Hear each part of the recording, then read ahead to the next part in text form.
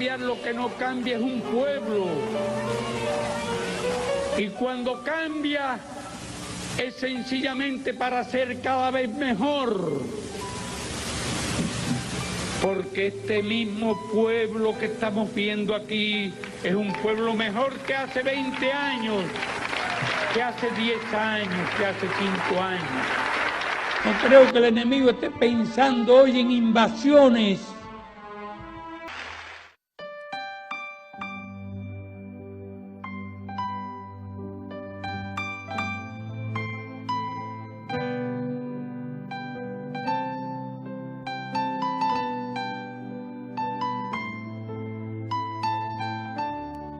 Hoy, sin abandonar las demás tareas, sin abandonar absolutamente una sola tarea revolucionaria, incluida la defensa de la patria con las armas en la mano, si llegara el momento, está la tarea fundamental de enorme trascendencia económica y política de combatir y de vencer al delito. Vencer al delito no significa el sueño de que el delito desaparezca de la faz de nuestra sociedad, sino reducirlo a aquella mínima expresión que resulte incapaz de golpear económicamente de manera grave y políticamente también de manera grave a la revolución. Todos los días a través de los medios masivos estamos librando lo que hemos dado en llamar una batalla de ideas que no concluirá mientras exista el sistema imperialista y el orden económico injusto que le han impuesto al mundo. Y algún día habrá que elevarle un monumento, un gigantesco monumento a ese héroe insuperable que es el pueblo. Deseo felicitar a nuestro pueblo por todo lo que ha hecho a lo largo de estos años, por su heroísmo, su patriotismo, su espíritu de lucha, su lealtad y su fervor revolucionario. Nadie como el Che lo ha definido cuando expresó, cito: y si nosotros estamos hoy aquí y la revolución cubana está aquí, es sencillamente porque Fidel entró primero en el Moncada, porque bajó primero del Granma, porque estuvo primero en la sierra, porque fue a Playa Girón en un tanque, porque cuando había una inundación por allá y hubo hasta pelea, porque no lo dejaban entrar. Por eso nuestro pueblo tiene esa confianza tan inmensa en su comandante en jefe, porque tiene, como nadie en Cuba, la cualidad de tener todas las autoridades morales posibles para pedir cualquier sacrificio en nombre de la revolución. Fin de la cita. Así pensaba el Che, así pienso yo también.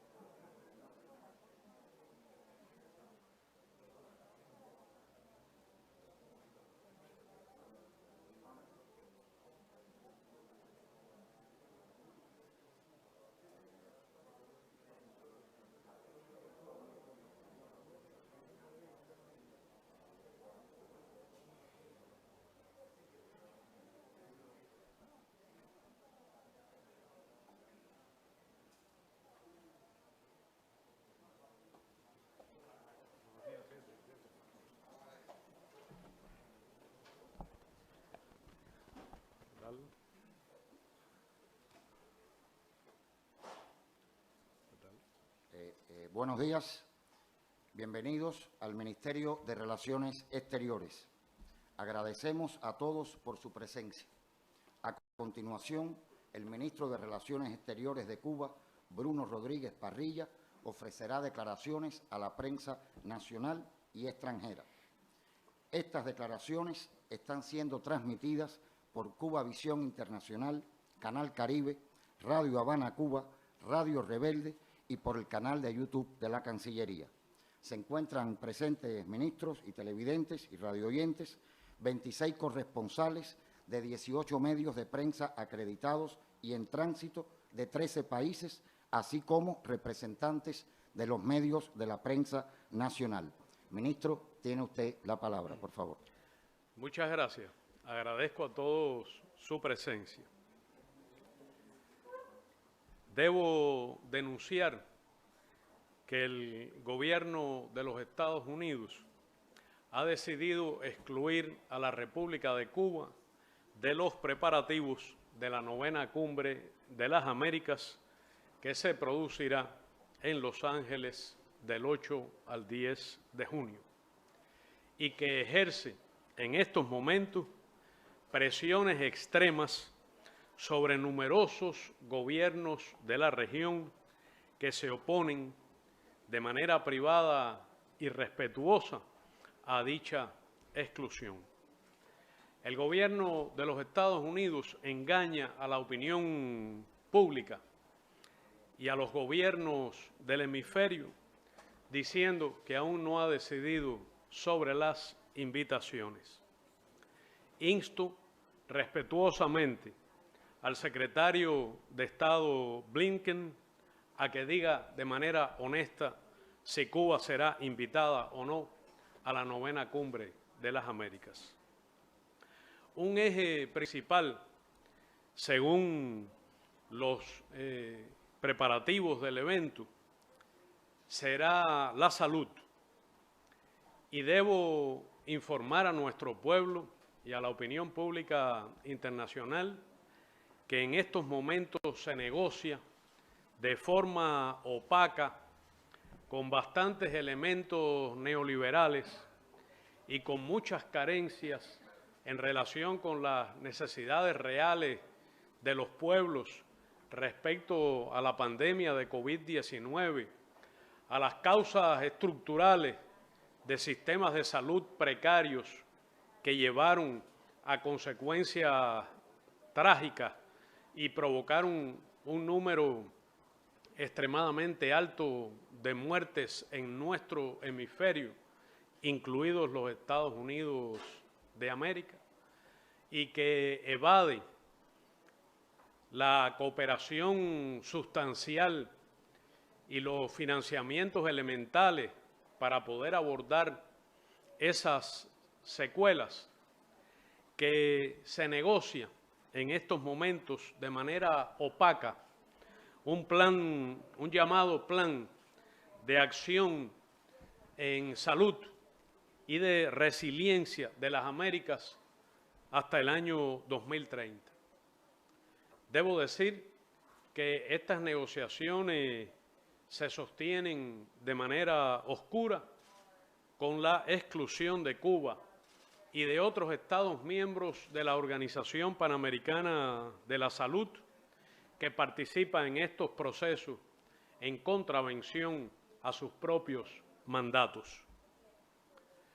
Cuba, siempre de manera modesta, pero altruista y persistente, ha brindado las posibilidades de cooperación internacional en materia de salud, que es reconocida a escala mundial.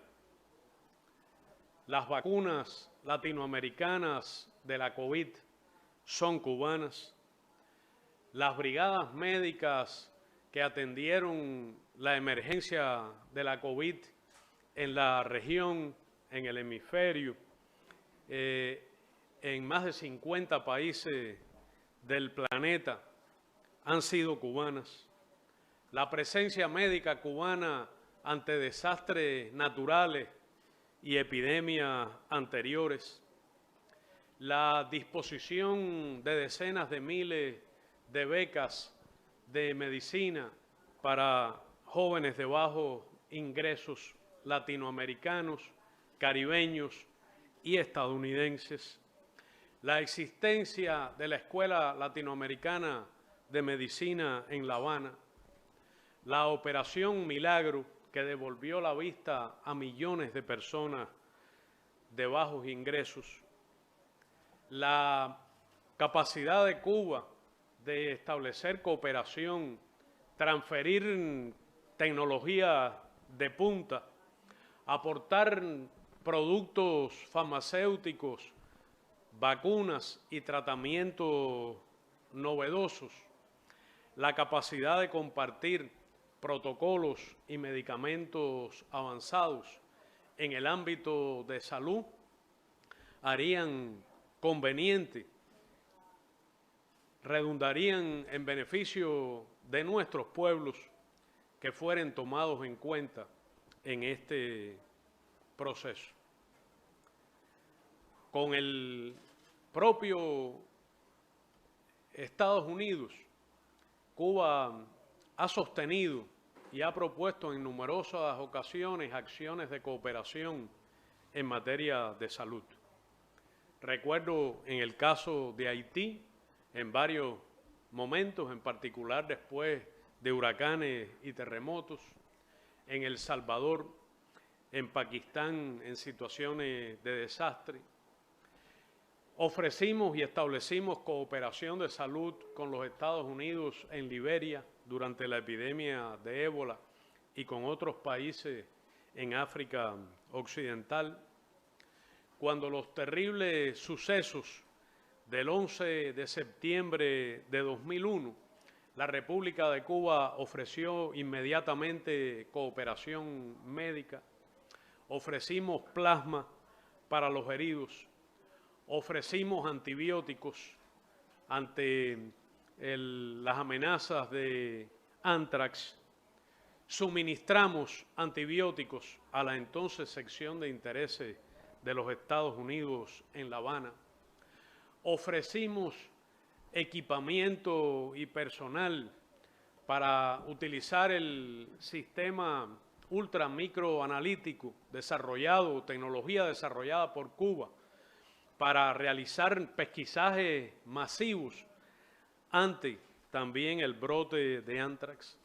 Cuando se produjo el devastador huracán Katrina, que asoló Nueva Orleans, Cuba ofreció también personal médico y bautizó a su contingente, que hoy es conocido a nivel mundial con el nombre del joven luchador estadounidense por la independencia de Cuba, Henry Reef.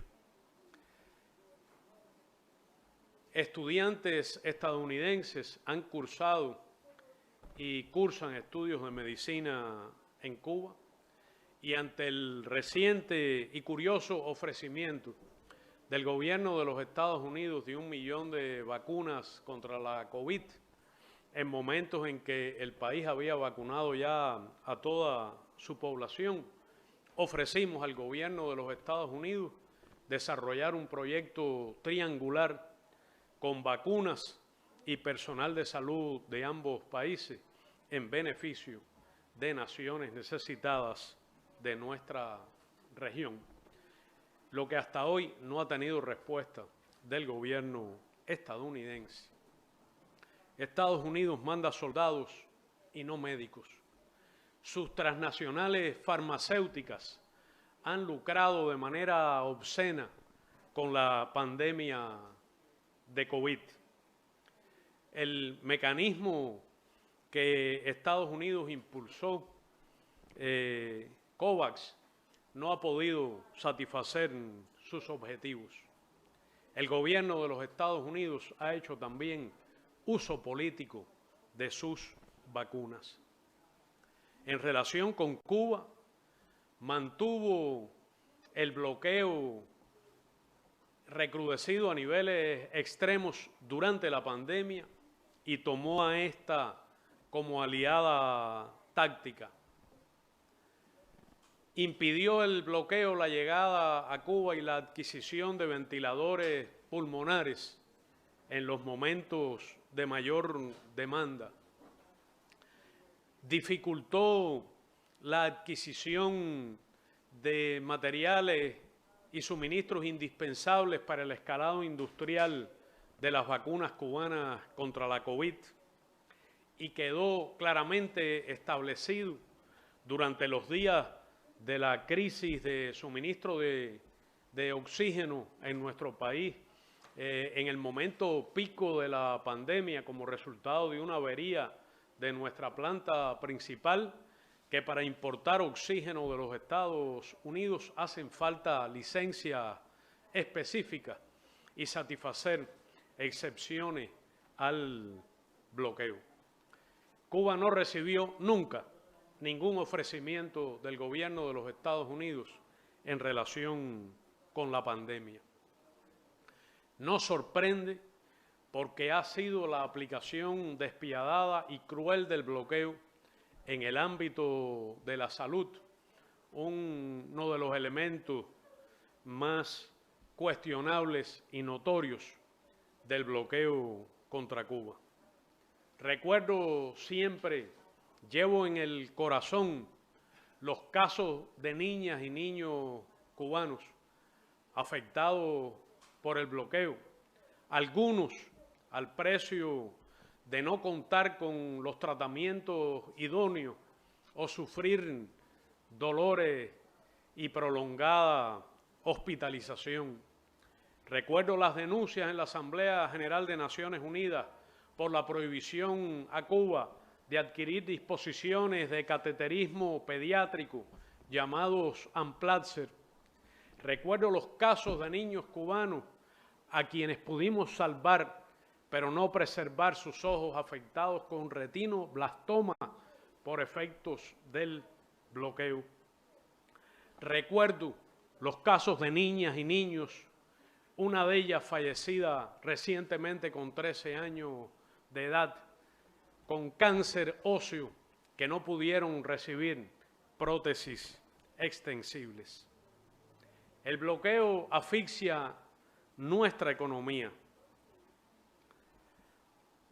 Ha estado además acompañado de una manera desvergonzada de una campaña del gobierno de los Estados Unidos contra la cooperación médica internacional de Cuba y de presiones contra terceros países para tratar de privarlos de ella. De la cumbre que se pretende excluir a Cuba, se plantea como otro eje principal el de la emigración. También se negocia a espaldas de la opinión pública internacional, estadounidense, latinoamericana y canadiense, un documento de título largo, Carta de Entendimiento sobre Gestión Migratoria y Protección a Migrantes. Es un código que pretende obligar a los estados latinoamericanos y caribeños a reprimir la migración, a absorber los migrantes que Estados Unidos decide procesar fuera de su territorio, que incorpora elementos de la visión estadounidense racista, xenófoba y expoliadora de nuestros migrantes, que no atiende en modo alguno las causas reales de la migración, pero que sí, sin embargo, ofrece paliativos, estímulos, financiamientos e incentivos económicos a los países emisores de migrantes, a los Estados Unidos y más cercanos a su frontera, para atenuar este proceso. Con Cuba, sin embargo, su receta es el recrudecimiento extremo del bloqueo, el provocar privaciones a las familias cubanas, la aplicación del memorando descarnado del subsecretario Mallory, deprimir los salarios provocar hambre, desesperación y el derrocamiento del gobierno. Es la receta estadounidense en relación con Cuba. El bloqueo es la causa fundamental de los problemas de nuestra economía y la política de máxima presión que aplicó el presidente Donald Trump y que aplica hoy con igual rigor el presidente Joseph Biden, incluidas las 243 medidas extremas de los últimos años o el recrudecimiento brutal que ocurrió en el 2019, son determinantes de los problemas que afronta cotidianamente nuestro pueblo, las privaciones que sufre, el desabastecimiento, los apagones, las colas, las dificultades del transporte, los precios. Doy ahora a conocer un nuevo dato con los cálculos hasta el primer semestre del año 2021 de los daños del bloqueo económico, comercial y financiero impuesto por el gobierno de los Estados Unidos contra Cuba. Los daños acumulados a precios corrientes totalizan 150.410 millones de dólares. Tomando en cuenta la depreciación del oro en el mercado internacional, estos perjuicios cuantifican 1.326.432 millones de dólares. 1 millón de millones más 326.432 millones de dólares para una economía pequeña y subdesarrollada como la cubana. Más de 12 millones de dólares diarios, más de 365 millones de dólares mensuales es el impacto del bloqueo. Y claro que esta realidad se refleja también en la vida cotidiana de todas nuestras familias y claro que es también una de las causas de la emigración desde Cuba, que como en todas partes es fundamentalmente económica. Pero frente a este hecho, paradójicamente y con hondo cinismo, la conducta en materia migratoria del gobierno de los Estados Unidos ha sido cortar los canales regulares de migración de los cubanos a ese país. Cortar los canales regulares, cortar los canales seguros e impedir la migración y los viajes de los cubanos hacia los Estados Unidos.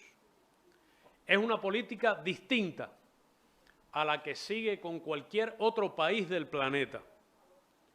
Es selectiva y es discriminatoria. El gobierno de los Estados Unidos incumple su obligación legal según los acuerdos migratorios firmados y vigentes de otorgar un mínimo de 20.000 visas anuales de migrantes. Con pretextos increíbles cerró los servicios consulares en La Habana. Obliga a los cubanos a viajar a Guyana para obtener visas de migrantes con precios exorbitantes que impone ese viaje y los requisitos que allí demanda, además de una larga estancia. Ha cortado también los canales de viaje hacia y desde terceros países. Sigue una política de imposición a países de tránsito, de imposición de obstáculos, de reducción de visados a ciudadanos cubanos. El gobierno de los Estados Unidos ha restringido también severamente los vuelos a Cuba, en particular fuera de La Habana, reducido los plazos de los visados y sigue una política de denegación de visas para viajeros cubanos. Lo nuevo es que ha impuesto en los últimos meses a terceros países la imposición de visas de tránsito discriminatorias contra viajeros cubanos y los obliga a reducir las cifras de estas. Por otra parte, con su política, su propaganda, sus instrumentos legales y su propia práctica migratoria, el gobierno de los Estados Unidos alienta la emigración ilegal, trata de manera privilegiada y con burda manipulación política a migrantes irregulares cubanos. Tiene total vigencia la ley de ajuste cubano, que también cuesta vidas. Su propaganda engañosa y su persistente manipulación política en las redes digitales, en particular algunas cuentas del Departamento de Estado y de la Embajada de los Estados Unidos en La Habana, constituyen un aliento constante a la emigración irregular, desordenada e insegura. Con esta política, el gobierno de los Estados Unidos engaña a los cubanos que desean emigrar. No son los países de tránsito, es el gobierno de Estados Unidos el que ha impuesto las dificultades que padecen nuestros viajeros inmigrantes, incluso para arribar o hacer tránsito de manera regular a terceros países. Es paradójico porque, sin embargo, acabamos de tener conversaciones migratorias oficiales que son, sin lugar a dudas, un signo positivo.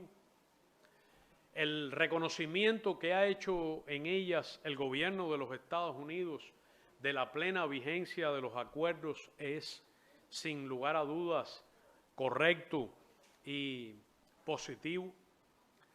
El reconocimiento que ha hecho la delegación de los Estados Unidos a esas conversaciones migratorias de que su gobierno ha venido incumpliendo los acuerdos migratorios, que ha descontinuado su cumplimiento, y el anuncio de que desea retomar la observancia, la aplicación y el cumplimiento de esos acuerdos son signos positivos. Lo es también el reinicio de servicios consulares en La Habana, aunque se haya dicho que van a ser extremadamente limitados, lo cual resulta totalmente infundado. Pero esta política incoherente, contradictoria, de apretar el bloqueo y querer restringir la migración, de pretender la discusión hemisférica de estos temas y excluir a Cuba, que mucho tendría que decir sobre ellos. Y por eso pregunto al gobierno de los Estados Unidos cuándo cumplirán la obligación de las 20.000 visas. ¿Cuántas visas para migrantes cubanos se otorgarán en el año 2022? ¿Por qué la gran mayoría de ellos tendrá que seguir viajando a Guyana? ¿Hasta cuándo habrá que viajar a un tercer país para obtener visas de migrantes o de viajeros? ¿Qué ocurrirá con la reunificación familiar? Un tercer eje de la Cumbre de las Américas es el de democracia y derechos humanos. En las negociaciones turbias que ocurren hoy, se pretende imponer que la Organización de Estados Americanos certifique todas las elecciones en la región. Es la misma OEA del golpe en Bolivia y es la intención de los Estados Unidos históricamente responsables de golpes de Estado en nuestra región y responsables también de los golpes de décadas recientes contra gobiernos progresistas. ¿Cómo puede producirse una cumbre centrada en la democracia, habiendo excluido por capricho arbitrario del anfitrión a determinados países de América Latina y el Caribe? Algo más antidemocrático puede ocurrirse a alguien. El bloqueo a Cuba es una violación masiva, flagrante y sistemática de los derechos humanos de los cubanos, de las familias cubanas en los Estados Unidos y también de los estadounidenses. Estados Unidos no tiene autoridad moral alguna para erigirse en modelo en esta materia ni para criticar a otros. Los derechos de salud, la población bajo el nivel de pobreza, el derecho a la educación, a la alimentación, las políticas represivas contra la inmigración, la falta de amparo y atención a los sectores de bajos ingresos, la represión de las minorías, la restricción de los derechos sindicales, la explotación y represión de los pueblos y culturas originarias, la falta de igualdad de género, el racismo y la discriminación contra los afroestadounidenses, la brutalidad policial y las más de 1000 muertes en el año anterior de personas por disparos de la policía, la explotación laboral en las cárceles privadas, la violencia y las armas de fuego, la represión de derechos reproductivos y de planeación familiar, las guerras, las cárceles secretas, los secuestros, las ejecuciones extrajudiciales, el uso de la tortura. Estados Unidos es el único país que no es parte de la Convención de Derechos del Niño. Según el Censo sobre Pobreza en Estados Unidos, publicado por la Organización en Defensa de los Niños en 2019, más de 10 millones de niños, el 14,4%, vivían en la pobreza. Casi la mitad en condiciones de extrema pobreza. El 71% de los niños estadounidenses que viven en la pobreza son negros. 4,4 millones de niños sin atención ni seguro médico. Según la institución estadounidense, jóvenes condenados a cadena perpetua sin libertad condicional y la institución Centro de Justicia Juvenil, hay hoy en Estados Unidos 2.600 presos cumpliendo sanciones de privación de libertad por toda la vida, de cadena perpetua, desde que eran menores de edad. Según otra institución estadounidense, el Fondo para la Defensa de los Niños, hay 10.000 menores de 18 años de edad estadounidenses en cárceles norteamericanas. La Unión Americana para las Libertades Civiles, también estadounidense, reporta que hay 60.000 personas privadas de libertad en Estados Unidos por debajo de 18 años de edad. En el año 2021, y como promedio en los anteriores, se han producido entre 600.000 y 700.000 detenciones de menores en Estados Unidos por año, según también el Fondo de Defensa para los Niños. Sobre democracia, poco podrá exhibir en esa cumbre incompleta el gobierno de los Estados Unidos después de la última campaña presidencial, las últimas elecciones presidenciales, el asalto al Capitolio, los llamados de políticos a la sedición y la corrupción de la política.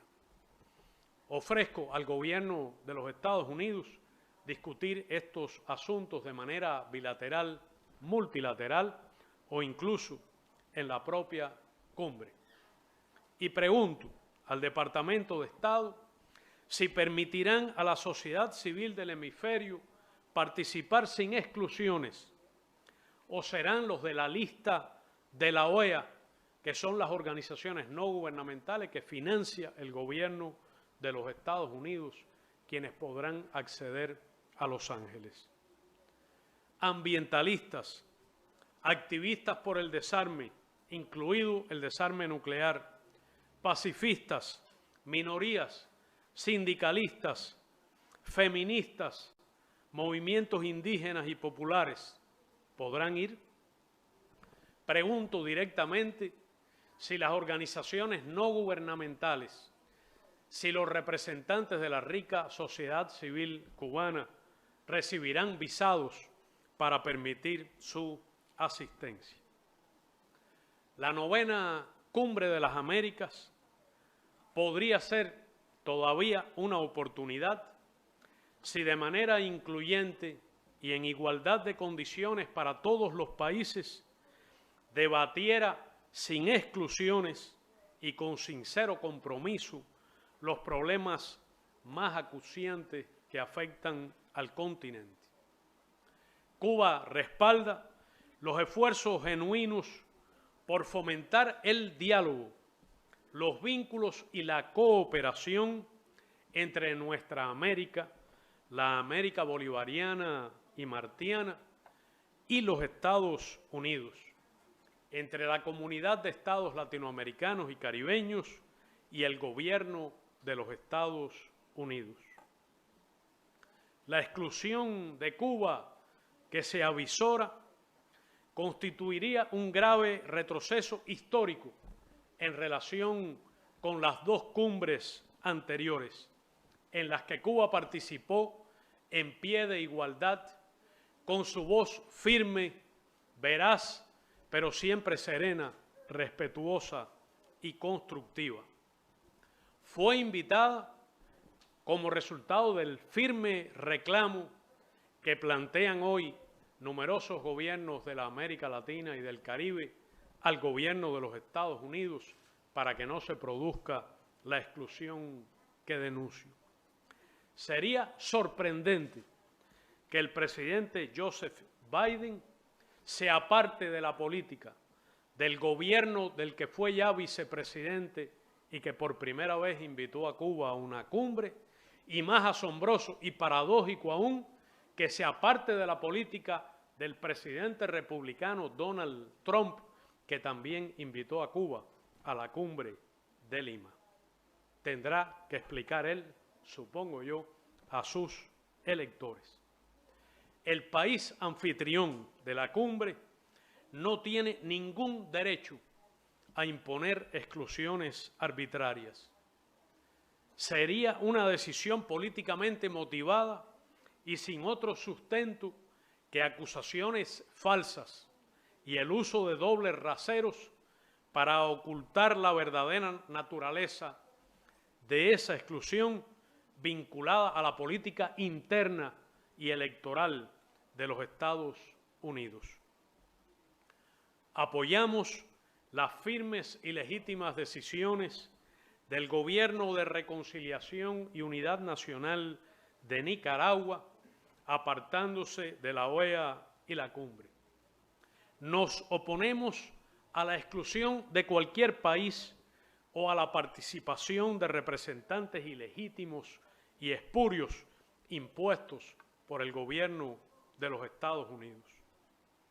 Debiera comprender el gobierno de Estados Unidos que la región de América Latina y el Caribe ha cambiado para siempre y que no hay cabida para reinstaurar la doctrina Monroe y la visión panamericanista contra la que luchó José Martí y contra la que seguiremos luchando con firmeza y lealtad.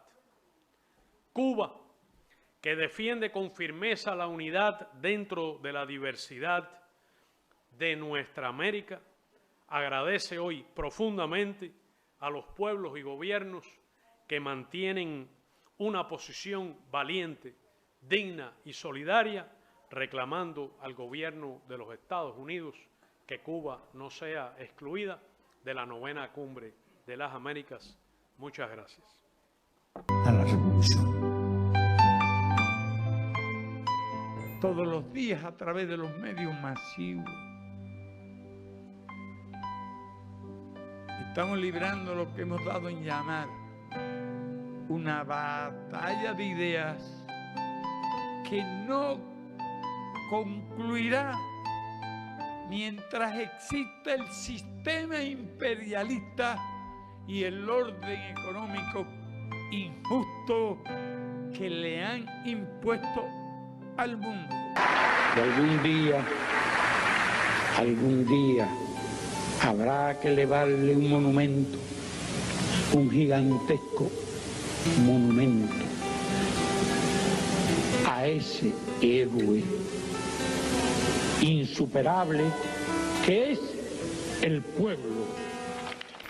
Deseo felicitar a nuestro pueblo por todo lo que ha hecho a lo largo de estos años, por su heroísmo, su patriotismo, su espíritu de lucha, su lealtad y su fervor revolucionario. Nadie como el Che lo ha definido cuando expresó, cito, y si nosotros estamos hoy aquí y la revolución cubana está aquí, es sencillamente porque Fidel entró primero en el Moncada, porque bajó primero del Granma, porque estuvo primero en la sierra, porque fue a Playa Girón en un tanque, porque cuando había una inundación por allá y hubo hasta pelea, porque no lo dejaban entrar. Por eso nuestro pueblo tiene esa confianza tan inmensa en su comandante en jefe, porque tiene, como nadie en Cuba, la cualidad de tener todas las autoridades morales posibles para pedir cualquier sacrificio en nombre de la revolución.